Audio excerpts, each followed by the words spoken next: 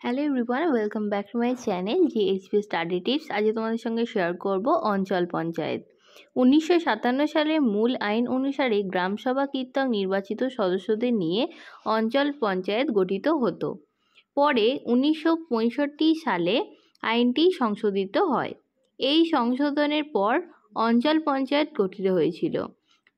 এরপরে বলা হয়েছে অঞ্চল পঞ্চায়েতের অধীনে গ্রাম পঞ্চায়েতের অধ্যক্ষগণ এবং গ্রামসভার প্রতি 500 জন পিছু একজন সদস্য অঞ্চলে পঞ্চায়েতের জন্য নির্বাচিত হবে। সাধারণত 8-10টি গ্রাম পঞ্চায়েত এবং 7000 জন নাগরিককে নিয়ে অঞ্চল পঞ্চায়েত গঠিত হয়। অঞ্চল পঞ্চায়েতের সদস্যদের নিজেদের মধ্যে থেকে একজনকে প্রধান এবং অন্যজনকে উপপ্রধান হিসেবে নিযুক্ত করতেন। অঞ্চল পঞ্চায়েতের কাজে সহায়তার জন্য একজন সেক্রেটারি রাজ্য সরকার কর্তৃক নির্বাচিত হতো।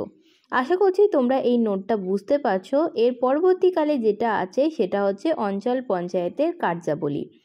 গ্রাম পঞ্চায়েতের পৌর উন্নয়ন এবং কল্যাণমূলক কাজকর্মের তুলনায় অঞ্চল পঞ্চায়েতের কাজকর্ম খুব কম হলেও গুরুত্বপূর্ণ ছিল।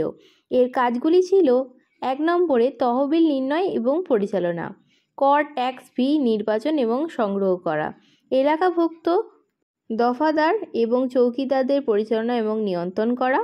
আর 4 নম্বরে হচ্ছে ন্যায় পঞ্চায়েতের গঠন এবং পরিচালনা করা।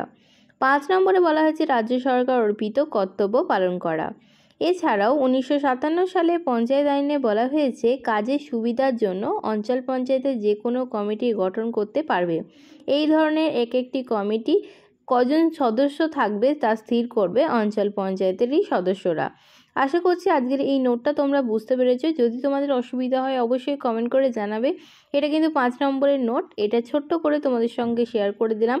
এখনকার দিনে অঞ্চল পঞ্চায়েত কিন্তু নেই, অবশ্যই কিন্তু এটা মাথায় রাখবে। ভালো লাগলে অবশ্যই লাইক করে দিও।